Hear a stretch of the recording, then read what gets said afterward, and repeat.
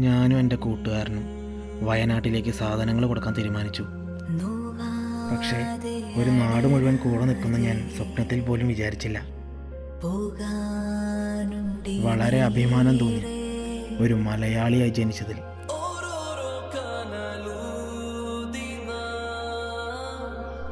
എന്താണ് വയനാട്ടിലേക്കല്ലേ പോകുമ്പോൾ ഇതും കൂടി കൊണ്ടുപോക്കാം, കുറച്ച് ബ്രെഡും സാധനങ്ങളൊക്കെ. ആയിക്കോട്ടെ.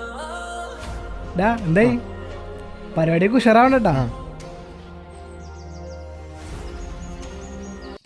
1000 രൂപയുണ്ട്.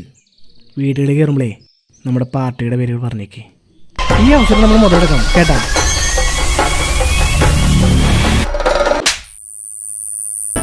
എനിക്ക് ഒരു പാർട്ടിയുള്ളൂ, മലയാളി.